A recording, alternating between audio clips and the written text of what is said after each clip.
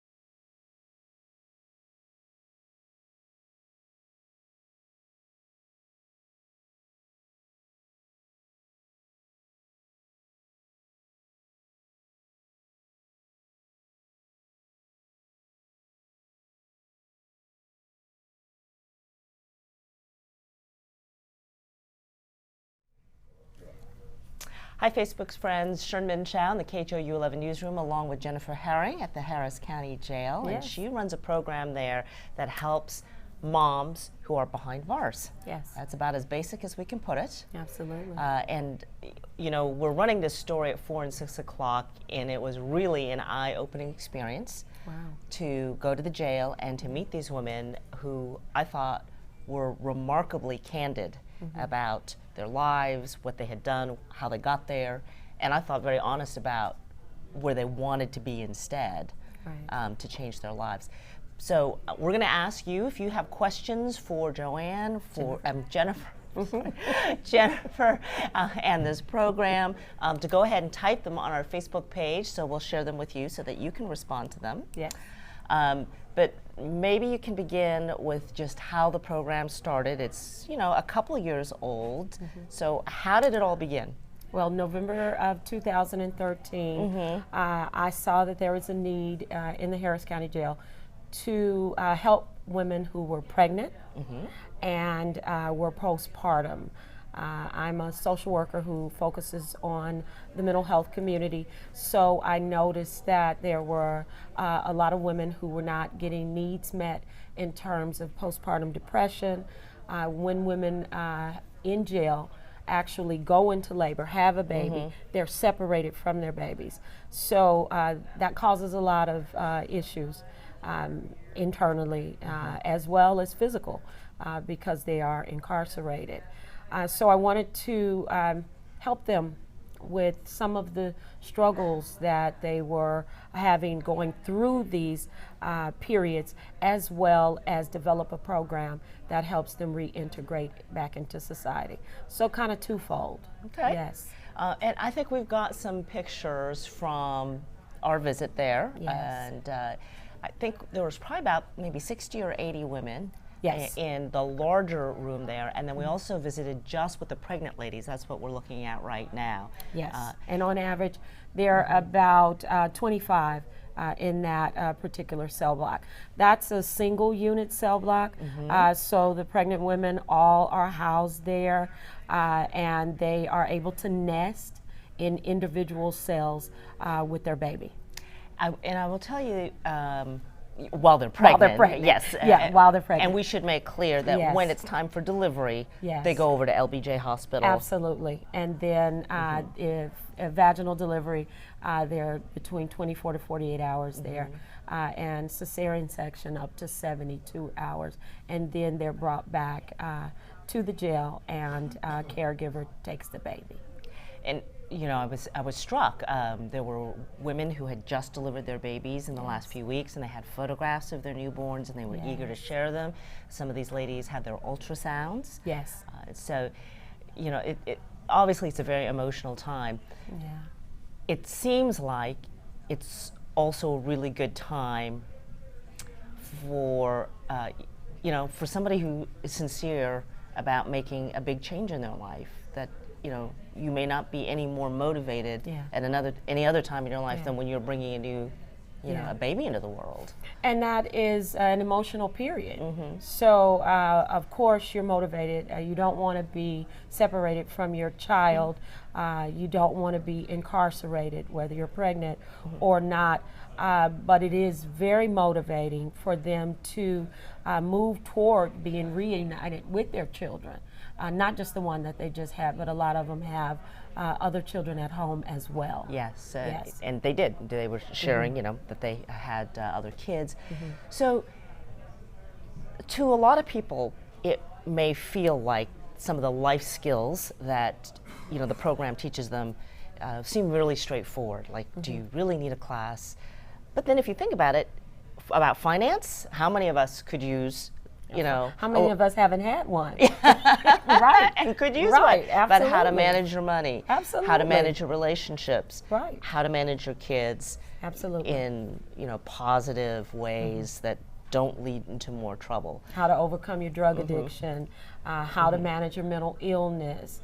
So sometimes we take for granted things that overwhelm us in life, that we who may not be living in situations like they have, we take for granted that, you know, we have the answers and we have support that's available for us. Well, everybody doesn't live in that world. So we're trying to bridge the gap, put some pieces together, fill in some missing pieces for them to have the same opportunities as people do on the outside. So what it does is actually give them a second chance. And our Sheriff Ed Gonzalez is really about second chances, third chances, fourth chances. You know, who's to say it's going to take 2 times or 3 times for you to get it right? We all have children. Yeah, and well, not everybody, but I have children. We know that sometimes it takes us a while to, you know, explain it to them, for them to get it. Well, children grow up and become adults. Yeah.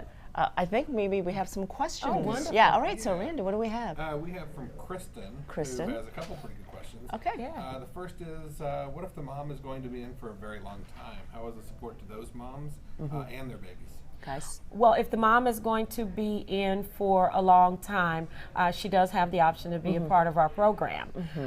We are a re-entry program, so we are looking for people who have charges that would then move them back into the community, because we want to put them into a continuum of care, meaning that when they leave the jail, they then go into the safe care of another agency. So we're looking to move them through a continuum of care plan. And perhaps we should note, so the program is 90 days? Absolutely, 90 days.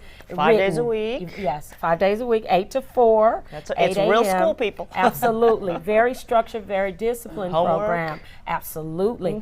The community comes in Monday, Wednesday, and Friday, and then the case manager who's in charge of that program, who is Lauren Holloman right now, she comes in every day, but specifically Tuesday and Thursday, to do assessments, to do individual service plans, and to do discharge plans, as well as teach life skills. Okay, Yes. all right. Now, does Kristen have some more questions? Kristen did. All right, She had Kristen. another question. Thanks, Kristen. Yeah. Is there? Can you describe the programs that support them and their babies after the release? Okay. Yes, we work with several programs.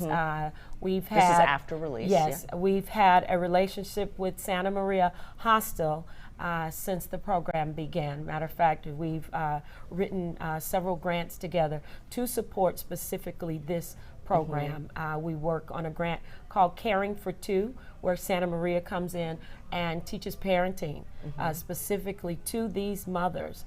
And they are then looked at to see if they qualify to move into Santa Maria's program, which takes mother and child if mother has a substance abuse issue, which most of them do. We also work with an agency called Angela House. Angela House has worked with us as well in taking women straight from incarceration who have children, or they don't have to, but they move them straight from the jail into their program. And then we have other agencies that work with us as well. All right. Yes. Any other questions? No. Okay, all right. Well, if you've got some, please ask. And Yes. I was struck by, you know, we hear the phrase, the vicious cycle Yes. a lot. And I still was surprised by the number of hands that went up when Lauren, the recovery coach, asked, how many of you have people with substance abuse issues, with addictions in your home? Your mom, your dad, brother. And probably 85% of hands went up, 85. I mean, it was remarkable. Yeah. Remarkable. And we hear the stats, and we know that, there's a cycle if you're raised around it, and if it's in your environment, that you are highly likely to also be victim to all types of issues, including drug use and alcohol use. And we see that so much in jail. We see that so much with these mothers, that they're struggling with many different issues in addition to the drug use. We see the mental health issues as well. So that probably is probably our largest population of what the women are coming in for. Charges range from theft to possession to assault. But most of them have a history of some type of substance use or mental illness. I was talking with a friend who I had learned this only recently, but she had a family member who had a substance abuse addiction, and she said going to jail was what dried that person out, because you don't have access. There are also programs and all that, but that's really a sort of a dovetail, I suppose, situation where you aren't in the same environment where you might have access to whatever your addiction is, and then programs like these that give you an opportunity, if you want it, to try to change your life. Right. And I'm sorry, I think Randy has a question. You talked about the length of the program. I think you said 90 days, right? Sorry, yeah. Is there something other people can join in to support and help on? Oh, yes. Excellent question. Yes. Was that Kristen again? That's Kristen again. Oh, Kristen, all right. Kristen, You thank get you. a gold star, Kristen. Yeah, she does. Thank you, Kristen. Yes, you can contact me at the Harris County Jail. You can go to hcso.com. That's Harris County Sheriff's Office.com, and you can find me on the web page. Contact me. It goes straight to my email if you'd like to volunteer.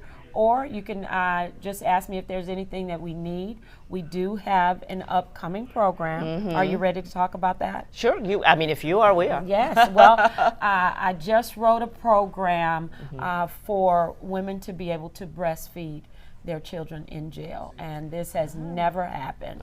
So I am looking to do skin-to-skin programs, and I would love to have some volunteers, Kristen, for that, as well as any support we can get from the community. Yes. Another question? Yeah, Jamie. Yeah. Jamie? Yeah, Jamie Hi, Jamie. What about women who don't have substance abuse issues who already have kids? Yes, yes, they also qualify. It's not a substance use disorder program. It is a mother's program. So there is a large population who do have the substance use disorder. So they wouldn't qualify to get the help as well. But the parenting, the support for mom and child, the family support, the life skills are still there for everyone else.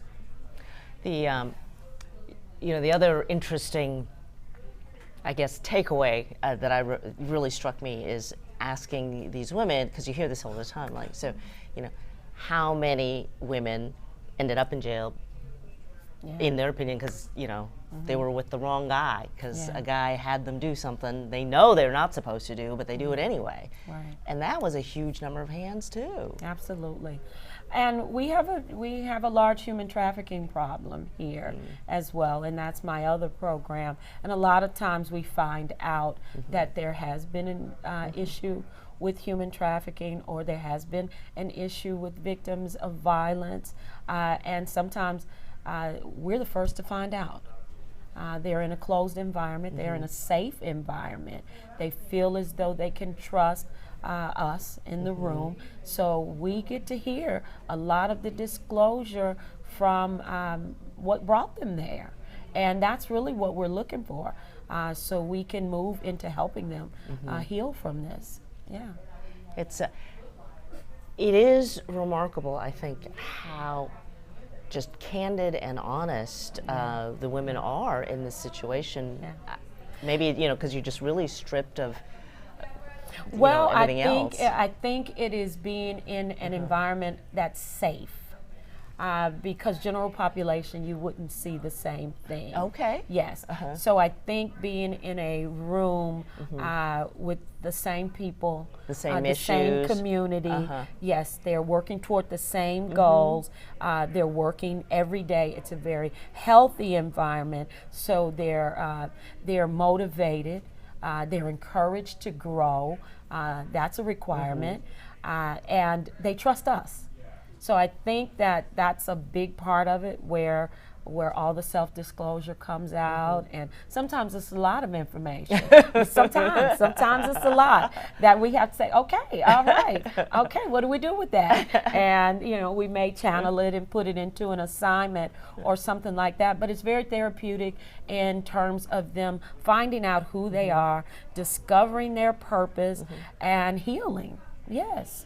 The other thing that is putting this together that I was learning, the fastest growing inmate population is women over the last several years. Now, of course, percentage-wise, it's still maybe 10%, a little bit less than the overall population. It's mostly men, but that group has grown dramatically. Yes, absolutely. And we'd asked the women, why do you think that's so? And one of the inmates, I thought, wow, that was pretty telling.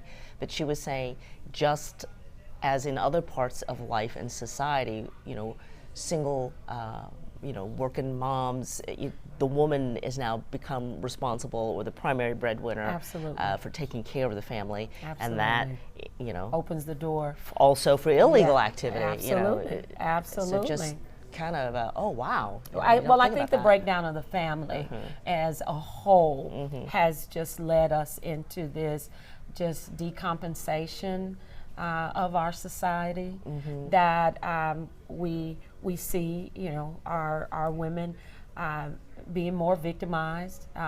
Human trafficking is just unbelievable what's happening here, and we see a lot of victims in our jail.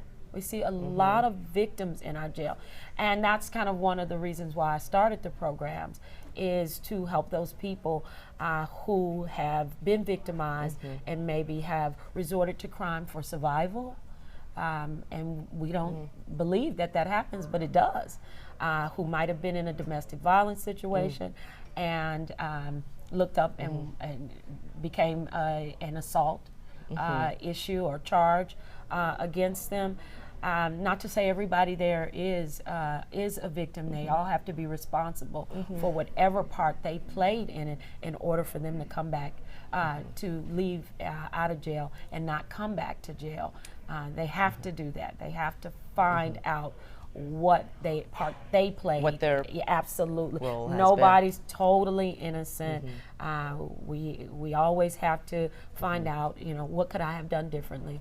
What did I bring to this? Even if it was just that was a relationship maybe I shouldn't have been a part of. No woman ever said that before. No, we're trying to get there. I think we have maybe we can take a look at some of that video again just one more time while we were chatting about this. But we should also underscore to people that if you want to be a part of this program as an inmate, you have to volunteer. It's not like a mandatory. You have to ask for it.